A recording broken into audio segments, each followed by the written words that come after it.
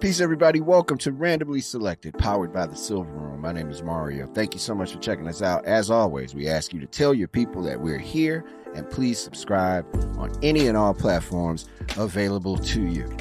Today's guest on Randomly Selected is Christopher LeMark from Coffee, Hip Hop, and Mental Health. We start our conversation talking about his wicked Jay-Z impression and how all that went down at the Promontory and around town, performing as Jay-Z. We also ask him why he chose not to pursue that. I mean, if you hear it, you'll know it, right? And we also ask him about where the love for hip-hop came from, and we talk about the tragedy of trauma. Ladies and gentlemen, Randomly Selected is proud to present Christopher LeMark. I was surprised that we kept selling out like that. Yeah. Right? Yeah. Or we kept getting like such a huge audience. Even like the load events were like 200 plus people. Yeah. But you know what's funny about that time? I only did the Jay-Z tribute because I was super insecure about my own career as an artist here in Chicago. So I was looking at the fact that everybody kept saying, you sound like Jay, you sound like Jay. So I was like, on one side, it's like leverage what people are saying, right? Mm-hmm. But the bulk of that was I gave up on Christopher LeMark, like the artist, right? You know, been doing hip hop so long in the city of Chicago, you know, started off as a Christian hip hop artist. Most people don't know that. Right. And then progressively went into like conscious hip hop and just talking about my childhood experiences. And then I felt like no one is buying this music anymore. No one is interested in hearing me. I might as well just become the guy that can do Jay-Z really well. Yeah. And that's really how I started that whole run.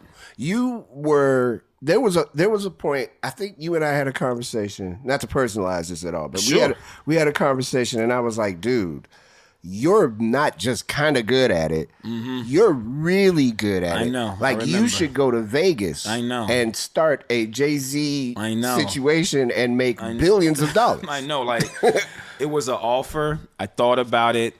And then I had a real moment. I was like, do I want to be known as the guy that just became a great Jay-Z impersonator? Yeah.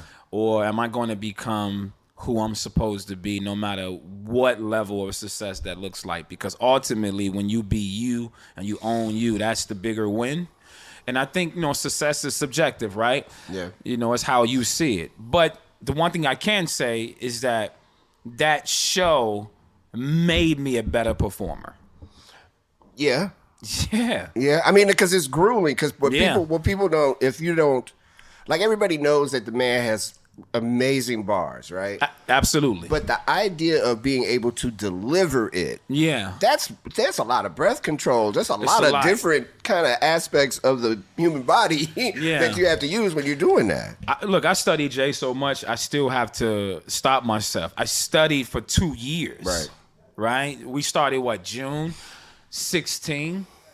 And I think that ran close to 18. Mm-hmm. But I studied over and over again. So this is me in my regular voice. If I talk like Jay, it's like, everything is about the culture, right? Right. Absolutely. And so you do that with a live band. You throw tuxedos on. You have the singers, and you have a great show. So I thought about it, man, but I decided to hang it up. Where did the love of hip hop come from? You know what? When I was young, living on 64th and Hermitage, say what? 6453 is where I'm from. All right. My cousin Corey used to play like AMG, Too Short, right? NWA, that first Eazy-E album, right? Yeah. He played like everything. And I remember hearing all of that. And, Tribe Called Quest. He played everything, right? But you know what's funny? The first time I fell in love with hip-hop was in 1994 when I heard First of the Month by Bone Thugs? Bone Thugs and Harmony. Wow. And I'm going to tell you why. Wow. Because they was doing everything. And I was like, what? Can we curse? Yeah. I was like, what the fuck is this? Right? And because mind you, I was listening to what my cousin was playing. you know.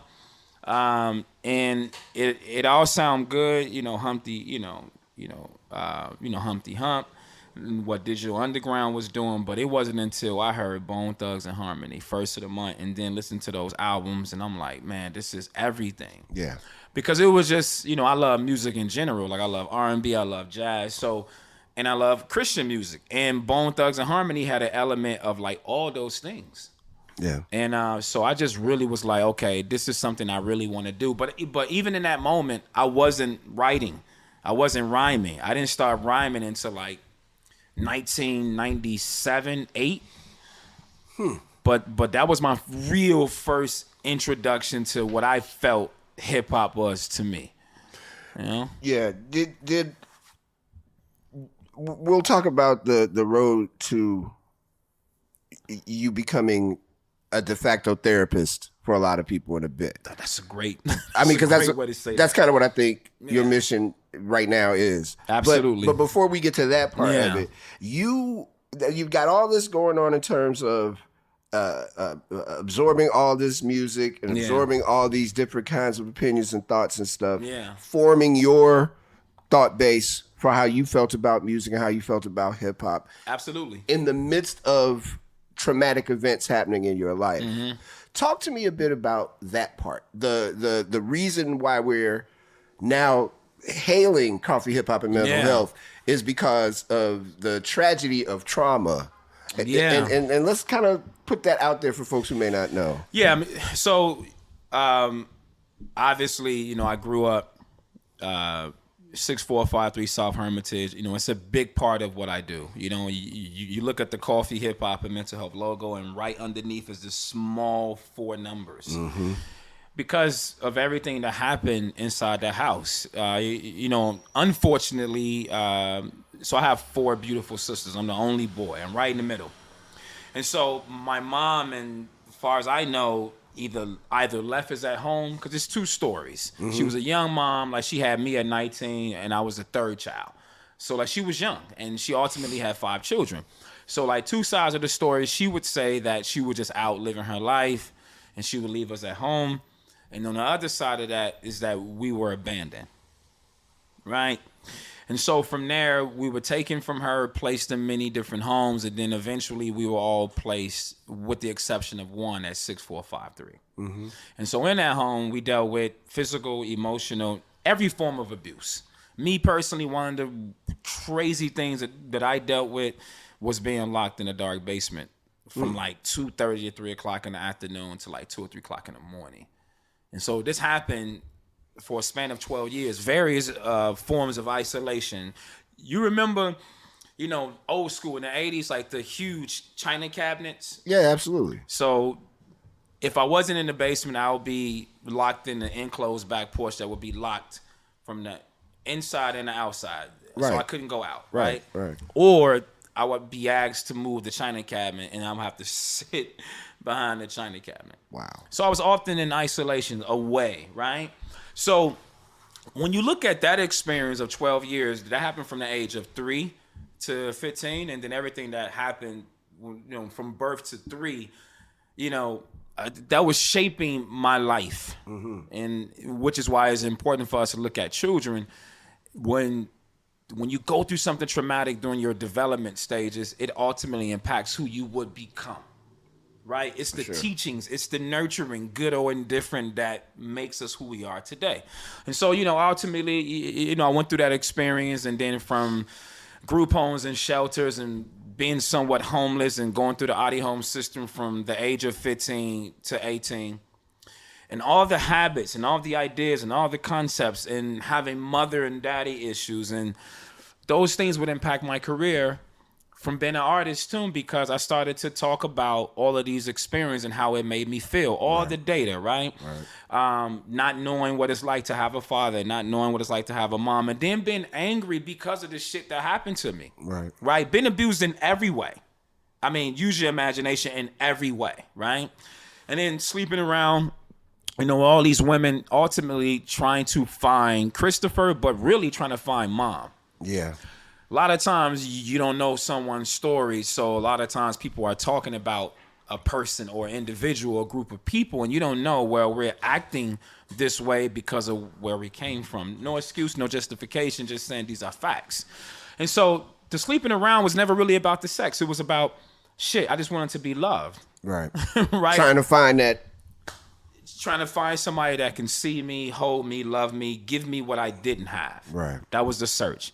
And so I started doing music after I found like this faith in God. I was introduced to church in 1997. I gave my life to the Lord.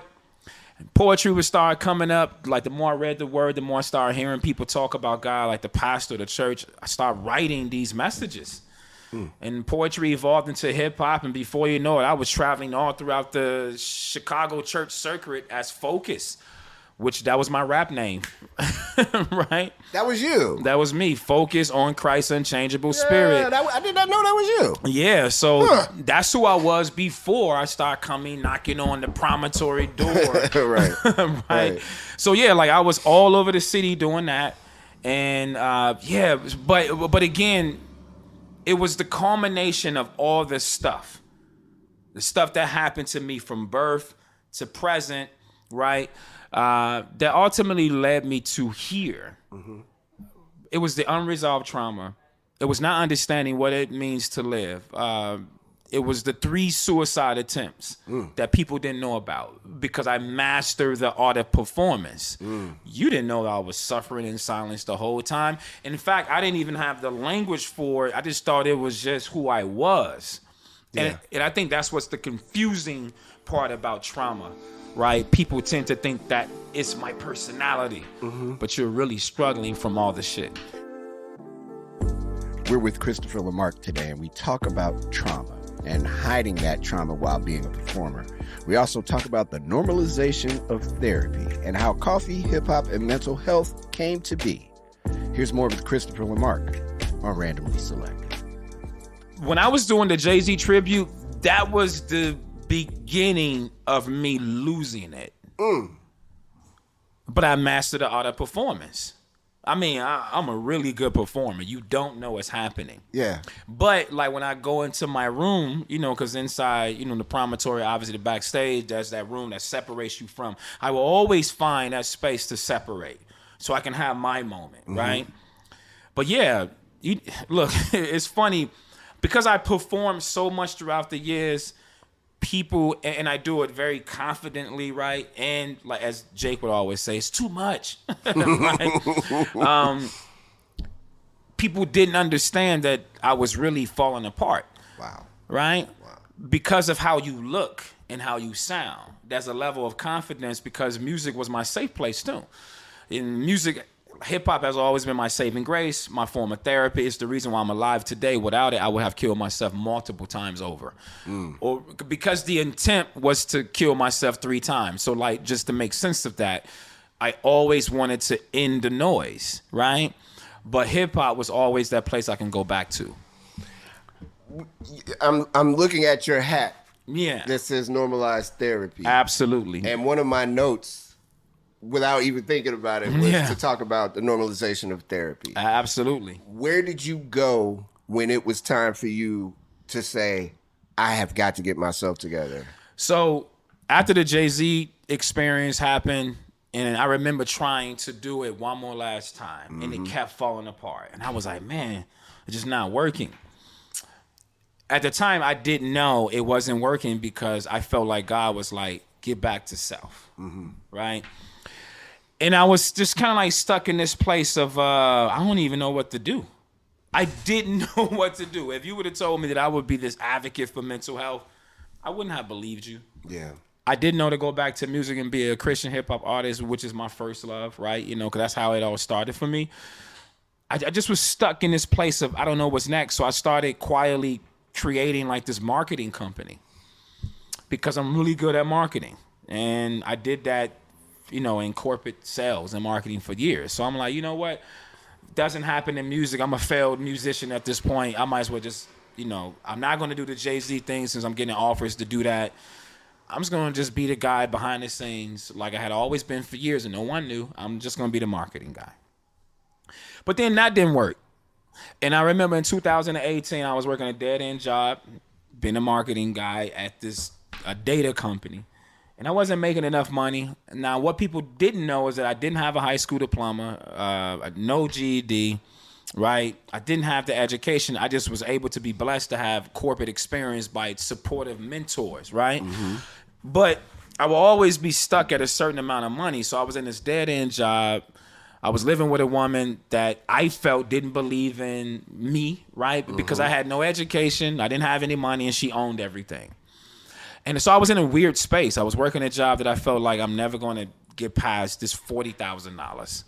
And so I remember walking in the pathway, Millennium Park train station, to go to Starbucks on my lunch break. This is pre-COVID, right? This is 2018, October. And I remember sitting in Starbucks, and I had my headphones on. I'm playing on my laptop. And the only reason I went to that Starbucks that day is because I was 39, turning 40 the January that's coming, and I didn't own anything, I didn't have any money, and I had a low 400 credit score, and I was miserable.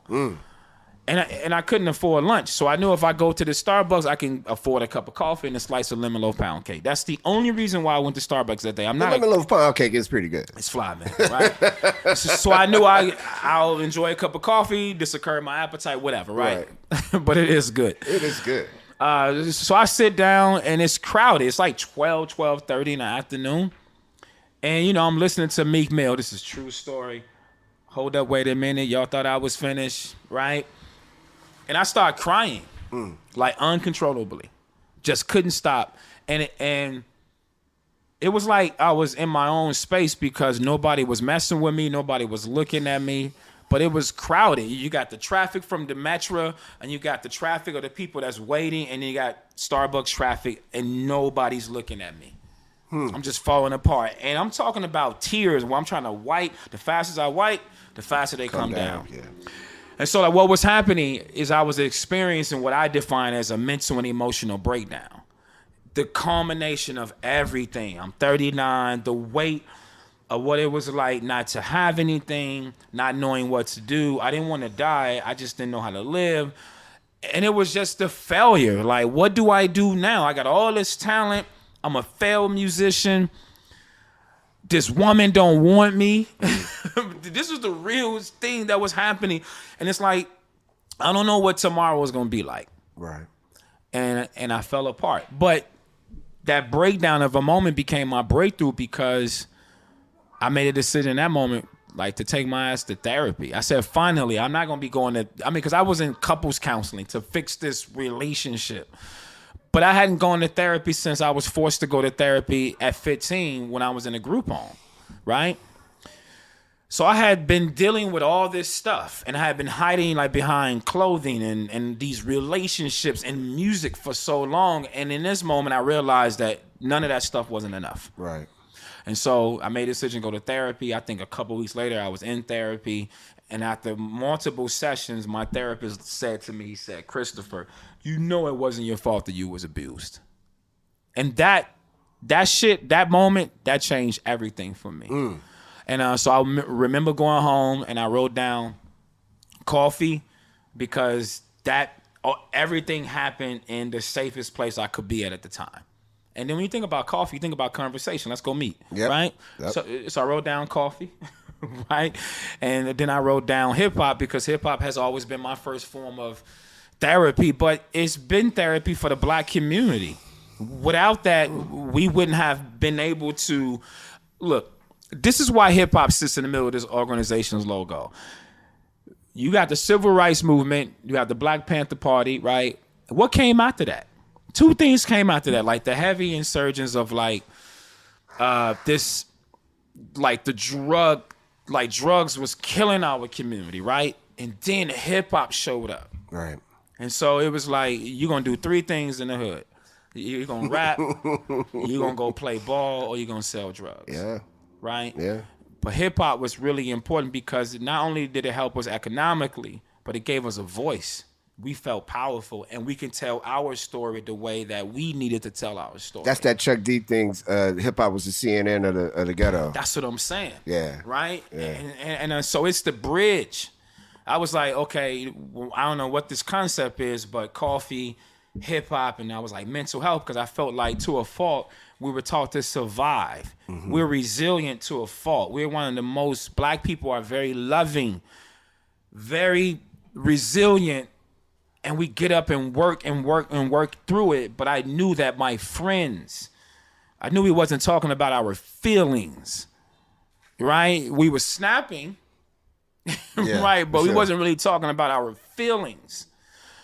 And so I wrote down coffee, hip hop, and mental health because I knew I wanted to normalize therapy in a way that we need to take our asses to go sit on the couch, go talk to somebody, go do whatever we got to do, because there was too many suicides. And not even just from a physical suicide, there was too many mental and like emotional suicides that was happening in our community, like that feeling of giving up. Yeah. Right? And so I knew I wanted to normalize the mental health conversation and break the stigma, but more so say, hey, we need to go talk to somebody.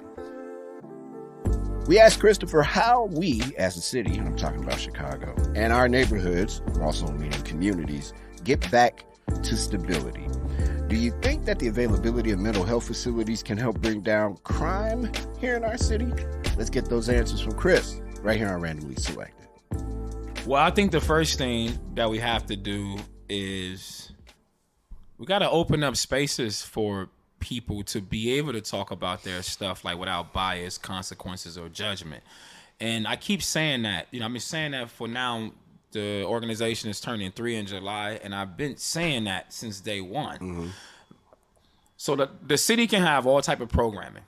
Like the Americans say, hey, I'm putting money back into the system so we can help increase mental health resources. The governor can say it. They can do all these commercials about where the money is going, how much they're putting into it. None of that means anything if you don't intentionally go to these neighborhoods and say, here is a plethora of resources and a space for you to show up on a consistent basis to talk about your stuff without bias, consequences, or judgment. That's how you start, right? Because think about it. We're taught that rage is evil or is nasty no, rage at its core is healthy. And I'm going to tell you why, because some days you just want to be like, fuck. Yeah. This is some bullshit. And you shouldn't be held accountable because you said that. Now, obviously, there's a place and time, right? But I feel like if you're not giving that, and like everyone is talking at you, and that's the problem with the city of Chicago, like most cities. If black people are nestled in communities where, and not just black, brown, or any minority, right? If you're nestled in communities where you have lack of resources, right? Or you live in a food desert. I mean, both black and brown deal with this shit all day, right? Which is why, so this movement, yes, we focus on the disparities of black people, while we also educate and inform and support other people in the community, because if you're poor, you don't have the resources at all. So I always tell the city of Chicago, get out the way, stop talking politics, remove the red tape, and provide the tangible and sustainable resources on a consistent basis. And then get out the way. Right? Like, get out the way. And so now, while I'm saying that, I took the risk to open up a coffee shop so we can, in fact, raise money through the sale of merchandise, coffee, lemonades, whatever, right? So we can pay for people to go to therapy. And that's what we do. How many people so far have you helped? So we got 440 to 63 people signed up for the program. 100 people already went through therapy, right? Mm-hmm. And right now, actively in therapy are 50 people. Wow. Right? That's heavy, man. These are real numbers. Wow. And we launched a program which is called Normalize Therapy University, which is NTU, right? And so the reason why it's called university, because we have to educate you about the importance of therapy and what it means to normalize it. But you have to be educated about the most important piece of real estate you will ever own. That's your brain. A lot of people don't know. We're educated about everything else, but not our headspace. Right. And so, yeah, man, we take the risk. Just do the math. So we have 160 plus therapists in our database: black, brown, white, Asian. Right? And they work with us on a discount and a sliding scale. So we're paying at the minimum, we're paying $750 per individual. So by the end of the year, like the goal is to take care of 250 people. Right. That's 750 times 250 people, right? That's $187,500. But we decided to take that risk because it's like, am I going to be the guy that complains all day, or am I going to do something about it? Yeah. You know, hip hop is one thing, right? But man, I know what it's like. In 2004, I took a bunch of pills. Nothing happened. I survived that. 2005, I walked in mid-traffic in South Chicago Heights in the rain at night. I wasn't hit. I'm still here. Yeah. And then like the last time was 2014. I'm sitting in front of Kemper Center in like Kenosha, because I moved to Kenosha for like 4.5 years. Mm-hmm. And like my mom had just died. And mind you, my mom had just died and I didn't know her. And so she died like with all the answers to my question. Like, number one, who's my father? So and then it's like, so I was angry. So you just gonna die? So I could never repair a relationship. I would never get to know you. And most of all, you have answers to questions. And so I heavily contemplating driving my truck inside of Lake Michigan. I'm sitting right there on the shore, right at the Kemper Center in Kenosha. The only thing that's in between me and Lake Michigan is just grass. But I was able to call my friends and tell them where I was at, and they talked me off the, metaphorical ledge, right? Yeah. And so I do this because I know what it's like to not want to be here no more. I know what it's like not knowing how to shut the noise off. And so as much as I tell the city or tell politicians, man, it's like I just decided like to do the work ourselves. The goal is to empower the people, With that in mind, Mayor Rahm Emanuel, former Mayor Rahm Emanuel, closed every mental health facility on the South and West Side, clearly putting us in a position we're in now, where a lot of these crimes that are taking place are for people that really are saying, I need some help. What part of this is the current mayor missing in terms of reopening those mental health facilities? And do you think that might help in terms of bringing these numbers down? So I think that crime numbers, that is. Yeah. So I do believe that it will help. It'll be a slow help, but it will help. I mean, because look, if all you knew was one way your entire life, now you got to change like the mindset. Yeah. So that's why I say a slow help, right? If the mayor, I think the mayor look, I met the mayor. I used to actually work in the building, like the Hyatt building, before she was mayor. So I used to be the concierge, opening the gate and letting her in and showing schedule, right? So when she came and visited the coffee shop, like we had that moment, right? So outside of personal, I just think from a political standpoint, the priority is I believe she don't have like the best priorities, right? And it's like putting money in the strengthening like the police, or putting money into real estate, and I'm not saying those things don't have place of interest or priority, but we always put money in the same things all the time, and we keep taking money away from like our community. So I believe that if they just stop running ads or stop having these meetings talking about how much money they're putting in mental health, no, go take those schools that were closed in those neighborhoods, right, and turn those into mental health facilities or after school programs. It's supposed to be federal dollars that's supposed to trickle down into the communities of color like Auburn, Gresham, Inglewood, Woodlawn, right? And you see how those dollars don't really show up when you see snow removal season. Right. Say word. I used to live in Woodlawn, right on 67. And my coffee shop was in Lakeview at the time. And, yeah, I know where you going. Right. And I remember not being able to even get out of the south side to even get to my coffee shop in Lakeview. Yeah. Because the streets wasn't getting plowed. So I remember hitting the alderman up like, yo, what's the problem? And it took them like 2 or 3 days to even get those streets like together. So I had to close my business, not because the streets are not clean in Lakeview. They're pristine. Right? They got heat under the street. So I had to move, right? So I had to move. Wow. That was part of the reason why you moved from Lakeview. No, I'm saying I had to move from the south side. Oh, I'm sorry. Yeah. I live in Wicker Park now. Oh, wow. Right? Okay.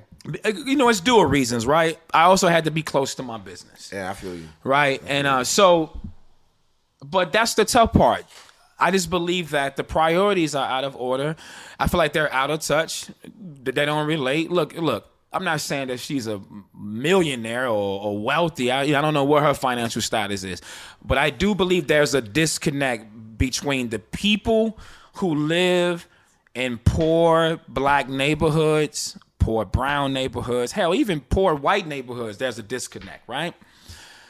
And then ultimately it makes you wonder, do y'all even give a shit? And like my man, like Mashawn, you know, with everything he does with, you know, Trap House, he talks a lot about how crime pays. Because it does. There's a benefit to crime. Like, so I tell people all the time that poverty is violent on one side. It's the factor that frustrates broken communities that ultimately are putting people in a situation where they do what they got to do to survive. But the other side is that poverty is a seal-proof business. Poverty is very profitable. It will never go away. Even the Bible says that the homeless will always be among us, right? And so when I look at that, it pays to keep people poor. Yeah. Because it puts money back in our pockets. We talk about how funding works for providing therapy via coffee, hip hop, and mental health, and we listen to him break it down so eloquently. This is our last segment here on Randomly Selected. Let's take it back to Christopher LeMark. So, you know, if you come buy a cup of coffee, if you buy merchandise, if you come to an event, we take that money and we do two things with it. We operate, which means I pay my staff, and we supply the coffee shop so we can function on a daily basis, right? But the huge part of that is we pay for people to go to therapy. Now let's break that down. People ask me all the time, how does that work? Well, you go to our website, chhamh.org. You click on Get Therapy. It's a 3 to 4 step process. You pick your therapist because we have a page that you can click a link when you go to that link of Get Therapy, and you can look at all our therapists on there. You can say, as I'm filling out this app, I want to choose this therapist, because you're able to look them up and educate yourself, right? 3-4 steps later, we're placing you in therapy. All you have to do is sign a contract. You meet with the therapist via phone, face-to-face, whatever, right? It's really that simple. And then we pay the therapist directly per session. So session 1, they come back, say the person came to therapy. We pay them. It's very, very simple. Now, let's do the math, man. What is it? May 18th? Yeah. Right? We're already at like a little under $9,000 paid for this month already. Wow. Because Wow. every week I'm spending close to $2,000, if not more, every week. Right? And we're in what? The 3rd week? Yeah. So, man, like some numbers are higher than others, but the demand has grown so much. And not even just the impact of like what we're doing locally. If you go to other states, you even go to other countries, like the merchandise is in those places. So we average about 3 to 4 sales a day. And so we have successfully sold merchandise in all 50 states multiple times over. So I'm not talking about one shot in the dark. We sell to Canada on the regular, Virgin Islands. We then sold to Tokyo, Africa, and Japan, etc. And even in Moscow, right? Because I didn't know what I was doing in the beginning. It didn't dawn on me until I was like, oh, this makes sense. Let me write a business plan. Coffee in itself is a huge global commodity. Yeah, it is. Hip hop in itself is a huge global, right? Yeah, it is. And then mental health, we in a perfect time because of COVID and everything that's happened. Everybody's thinking about their mental and emotional state. So I think timing is everything, man. But we're impacting locally, but on a national level, and then global, but I care more about local. I love what the people do for us on a global level by buying merchandise consistently from us. Like, right? It helps us function when the coffee shop is having slow days. Yeah. Right? You know, people can buy virtual lattes, virtual donuts, because they can't physically walk into the space. Right. And so we take those monies, That's right? pretty dope. Right? But that's the marketing, that's the sales, that's the stuff I learned, that's the hustle of music, learning how to figure it out. How do you pack shows? Being open to saying, let's try whatever we got to do, like, to make it happen. So Coffee, Hip Hop, and Mental Health wants to impact the city in a way that it gives people the space and the freedom to say, man, I don't feel good, I'm sad, I'm hurting, can you help me? You got multiple locations in mind? Yeah, so the goal is to do 4. Right now we're in pop-up mode as we're building our location at 1051 West Belmont. Look, the Nice reason address. Yeah. That's a nice little part of town. It's a great time, Yeah. right? We were there for a while, and then we was able to actually find our permanent location. But we pop up all over the city. But the goal is to definitely bring what is now a 100% donation-based coffee shop to Southside. That is the goal. So once we open up the Northside location, the goal is to wait a year and then come south. But we had to go north because we knew that we can make more money Absolutely. north, because you can't sell expensive sweatshirts and lattes in a food desert.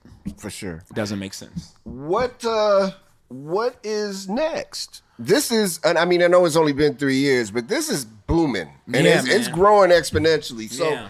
knowing that you still have that Yeah. card in your back pocket of hip hop, I do. and the ability to perform I whenever do. you want. I do, man. What's your plan? What's next? Man, I feel good. So I am working on a Coffee, Hip Hop, and Mental Health album. Oh, there it is. So because I never wrote or performed from a place of freedom before.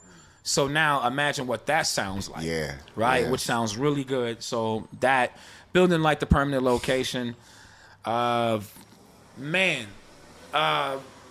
biggest thing I want to do next is to start normalizing therapy nationally, which means offering these same services that we do in Chicago and in spaces like New York, Ohio, like Atlanta, right? Start opening up those many chapters across the country because we all need it.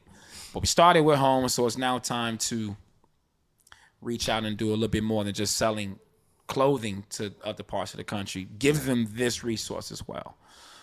I got to tell you, man, Yep. at the very first day that you walked into that promontory and they told me, it's like, this dude does a Jay-Z tribute. I'm like, get out of here. Yeah. And then you started talking to me. I was like, this is going to be the most successful shit ever. Yeah. And it worked. It worked. And now I'm looking at what you're doing to literally and figuratively save our communities and our people, period. Yeah. It is not surprising to me that this is working either, man. I appreciate that. I so appreciate you being on Randomly Selected, bro. I have got to do a better job and get my coffee, hip hop, and mental health Actually, stuff. you know what, man? I got one for you. I'll make sure that you get it. It's all good. Word, because I will wear that bad boy everywhere. Christopher, man. Yes, sir. God bless you, brother. Thank you. Likewise. And man. what's up with Abram? Tell Abram I said what's happening. Man, my son Abram Christopher LeMark, he's turning 4 months. That's right. Next week. I'm a big fan. That's my boy. I think I was one of the first. I know I wasn't one of the first people, but I definitely hit you like, yo, That's my boy. that's my man. I cannot wait to see him up close. That's gonna be good. He's a miracle, like for me to never think I would ever have a family, never experience what it means to be in a healthy relationship, and let alone to be a father is nothing short of a miracle. Yeah. So I'm very grateful. I'm very happy to be here, man. High five my man when you see him. Man, absolutely. He's with grandma right now. Oh, there it is. That's the best place in the world. I know. Thanks again, man. Yes, sir. Thank Right you. on. Thanks so much to Christopher LeMark for being on Randomly Selected today. And please, guys, check out Coffee, Hip Hop, and Mental Health. It's not just about that merch. It's also about therapy and normalizing therapy in our communities so we can all be better people in this moment.